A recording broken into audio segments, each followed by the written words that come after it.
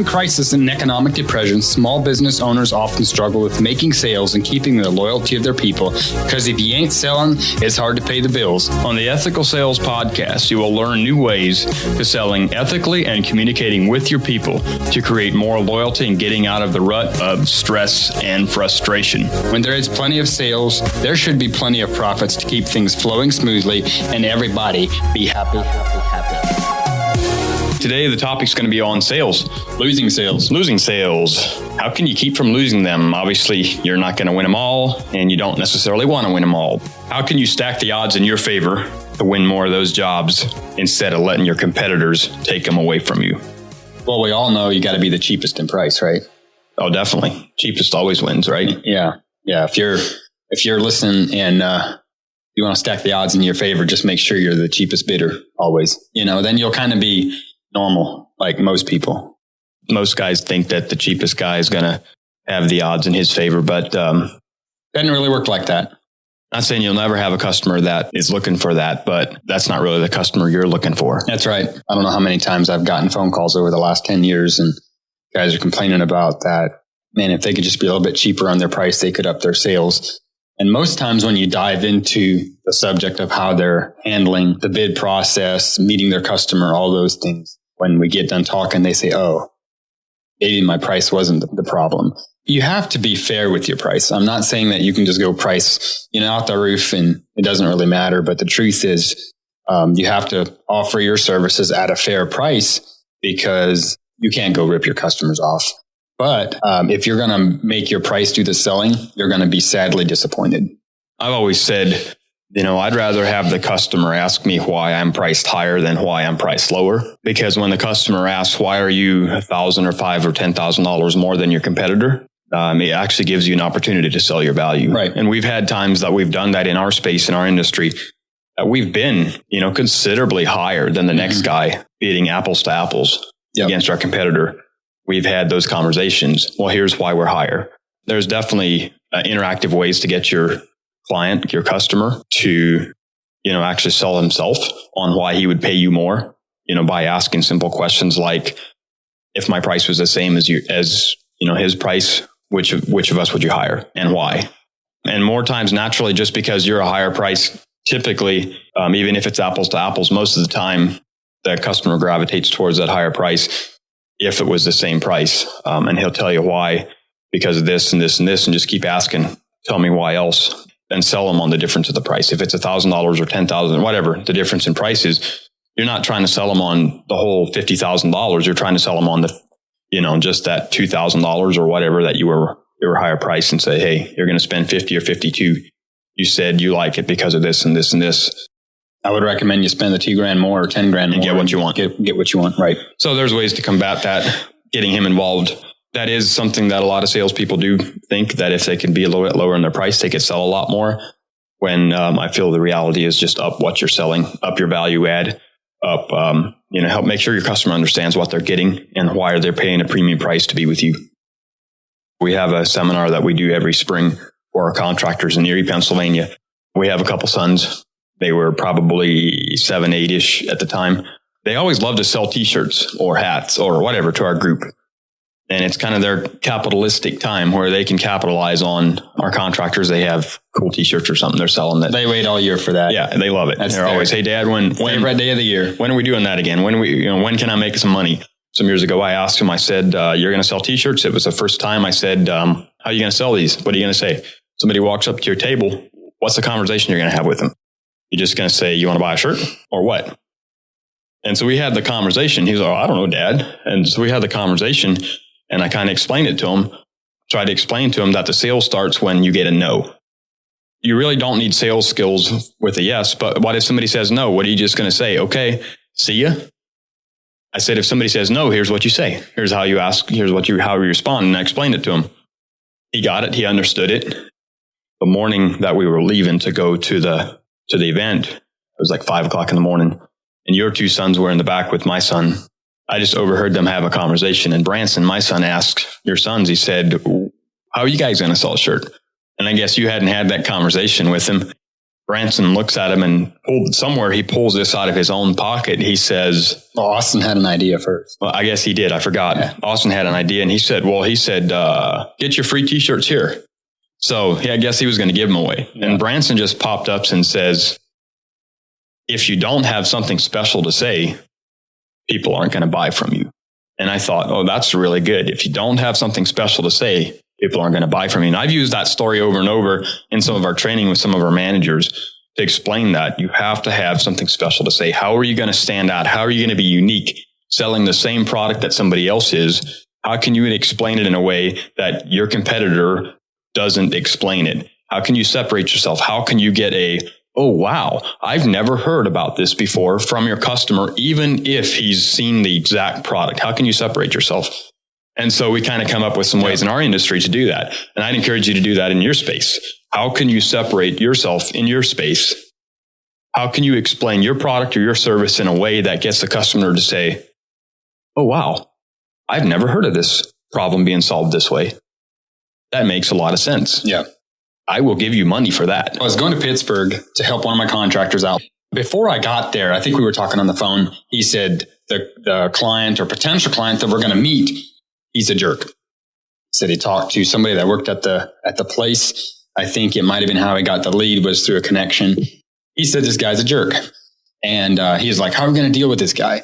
I've learned years ago that amateurs think it's all about your product. Professionals know it's about the people. And when you understand how to work with people, there's no guessing because you have a system of how am I going to treat this guy when I show up? What am I going to do that makes him like me and makes him trust me?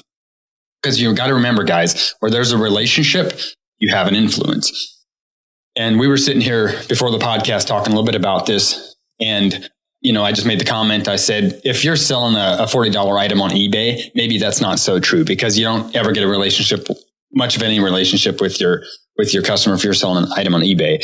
But if you're selling a high ticket item, it's like a roof or maybe you're selling a pool. Maybe you're a pool guy and you sell pools or you're doing some kind of a service business that these people saved up money for that they're going to trust you with to do that project.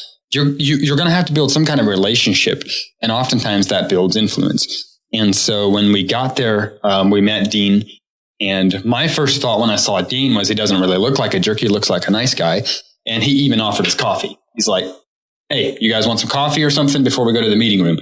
Like, sure, I want some coffee. And he's like, you want anything in your coffee? And I said, I'd like some cookies. I stole that from you. I said, I like some cookies from a coffee. And he laughs and he thought that was funny. And I think he might even gave us a couple cookies. And so we go in and we sit down at the table. And the project we were bidding that day was, I think it was about $125,000 project. We sat down. I did what I always do. And I just asked him, what is it you guys do here? Before we jump in and talk about me, because you have to reverse that process. Most salespeople will go in and they'll talk about themselves, how good they are, what all they've done in the past, and how great their products are. And even though you want to cover some of those things, that's not what you're going to go focus on. That'll come up and that you'll talk about that. 100% of the time, I want to go in there and I want to ask them, what is it they do there? We're doing commercial roof restoration. It's interesting, the factories we get into, all the products that you see getting made. And they made some kind of a siding that was a much higher quality siding than what you could buy conventionally. For the next 15 minutes, he showed us samples of his siding. He showed us all the pieces that they make and the fancy trim they make, how thick it was. It doesn't fade. They got all these houses in Arizona that they've been head siding on for 5 years and it shows no fading. You can pressure wash it because the color goes all the way through. They have it down in Florida in high hurricane areas. They've had hurricanes, winds 120 miles an hour that hasn't took their siding off. And he's telling me like for 10, 15 minutes, he's telling us all about the quality of their product. I listened to him for that entire time. I let him speak about himself. And through that, he talked about how long he worked for the company and all that. When he was all done, he said, you guys have your bids here. So I asked him, I said, how versed are you with our product? Do you have any questions about what we're doing? Because you want to find out where your client is at in the sales process. Like how sold is he on your system? Do you need to go into all the details or has he done his own research? And he says, oh no, I've watched the videos. He said, I think you have a great product. You have a great system. I've been on the website. He said, I'd just like to see your prices. And we had actually walked the roof prior to the meeting.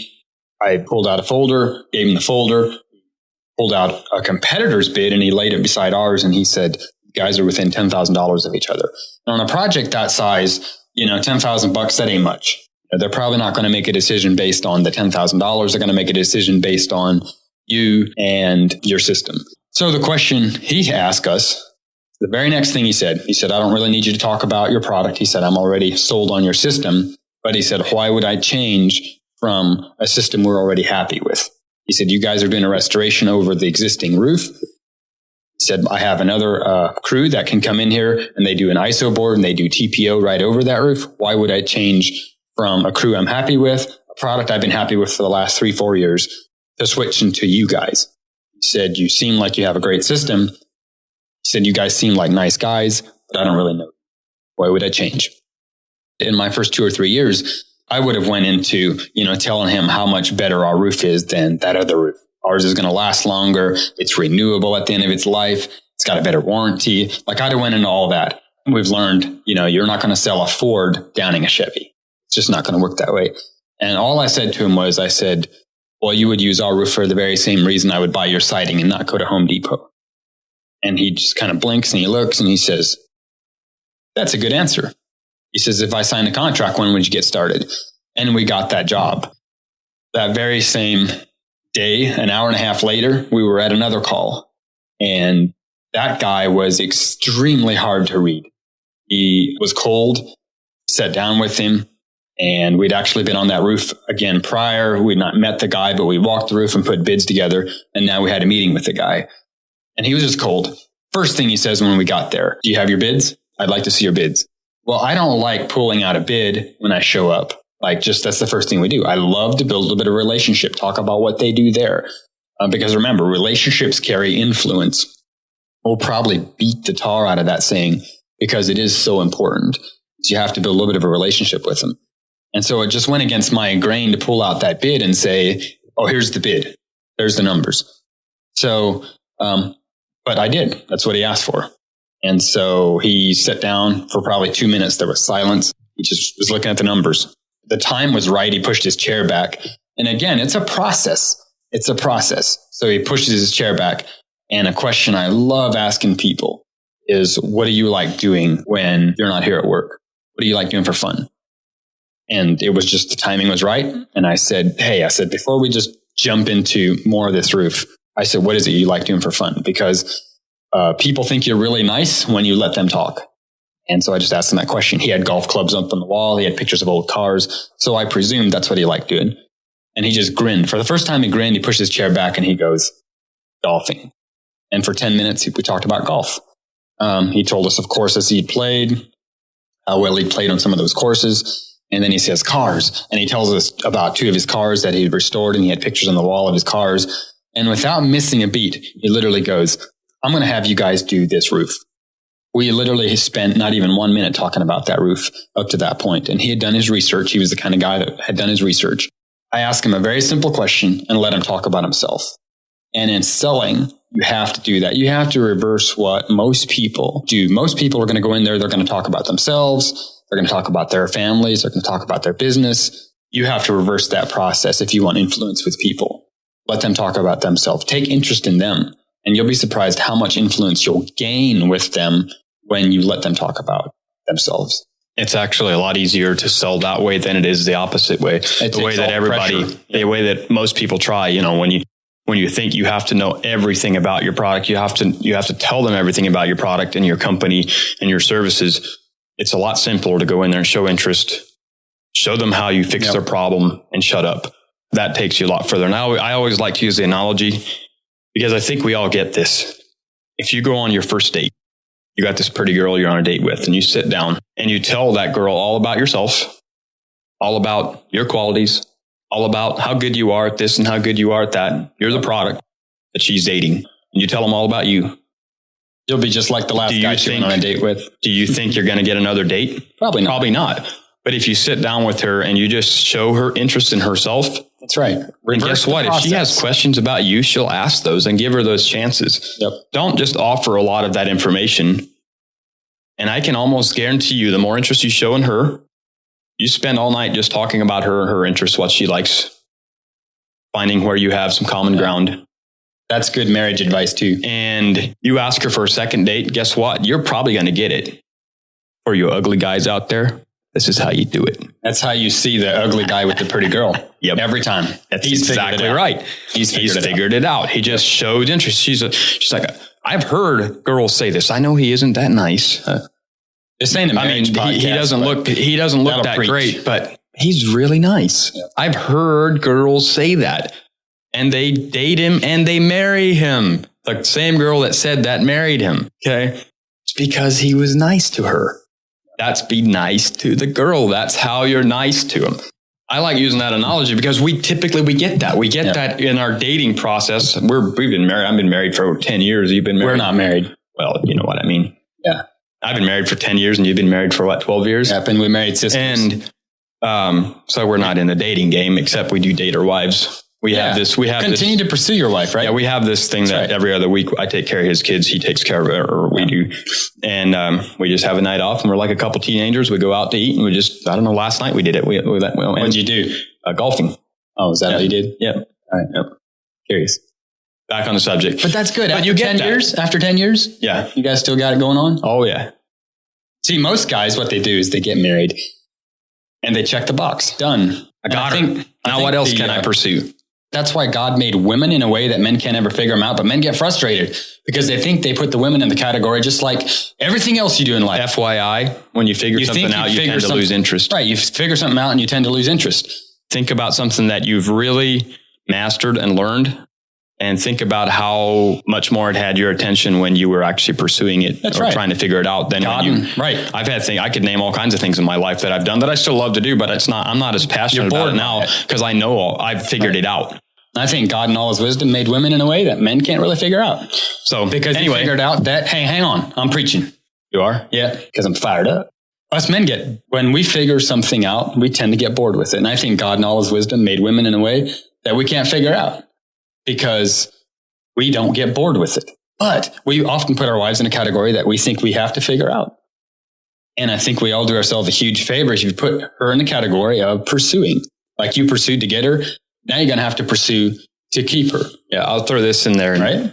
Probably the best marriage video I've ever watched is a guy by the name of Mark Gungor. You might have heard of him. He has a YouTube video. It's like 2-hour video. The Tale of Two Brains. Every person, married couple, or if you're thinking about getting married, you need to watch this. I guarantee you it could have saved a lot of marriages if people would have watched it, but it's called The Tale of Two Brains. It really helps you understand how women think compared to how men think. And when you understand that, you get that. And there's a lot of things that there's a crazy cycle that men and women can go into. And when you understand it, how things work, you tend to curb those crazy cycles, and those crazy cycles tend to get worse and worse and worse. And then all of a sudden you say, you know what? I thought we had all this in common, but we don't. We're better off not living together. And you get a divorce. And that happens over and over and over and over and over. But anyway, The Tale of Two Brains, go check it out. Funniest video you'll ever watch, but it's incredible.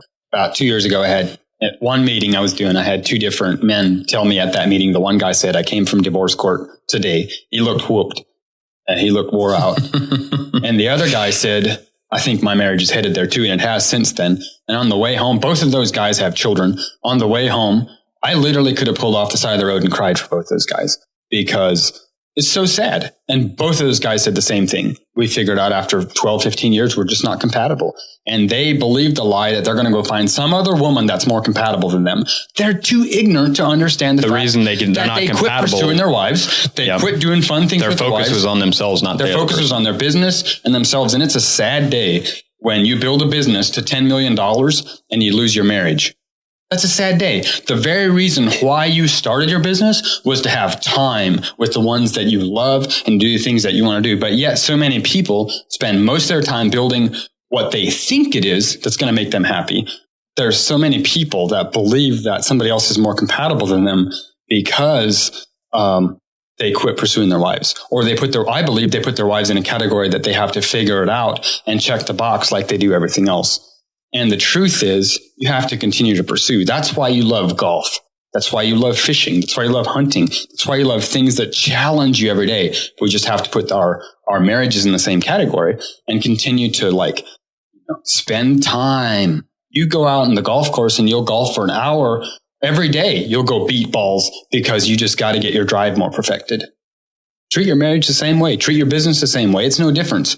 Everything good is uphill, but we tend to put those things in the same category and we want to check it off and move on. But I believe that God in all his wisdom created wives or women in a way that men can't figure it out. But we get frustrated because we put them in a category that we think we have to figure them out. But it's pursuit. I'm not sure how the sales podcast turned into a marriage seminar, but hey, that's great. Some content that might help you. Hopefully it helps you where you're at in life. We're talking about working with people. Yeah. That's what we're talking about. It's all the same thing, really. The way you work with your family, the way you work with your wife is the way you should be working with your clients. But that's why a lot of people struggle in sales is because they have a bad family. They put it in a separate category. Category, but selling is all about relationships. And if you can't build good relationships with the people that you love and you live with, then you're going to really struggle building good relationships with the people that are the most important in your life.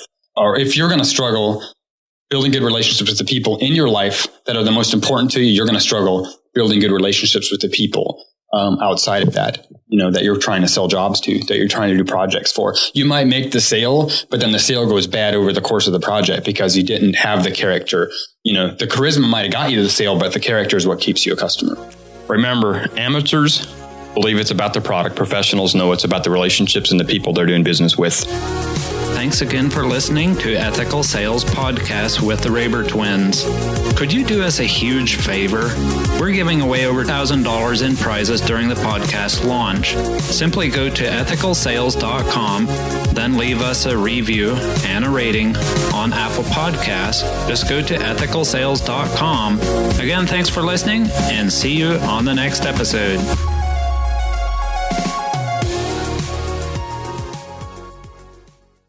This episode was hosted by the Max Potential Podcast Network.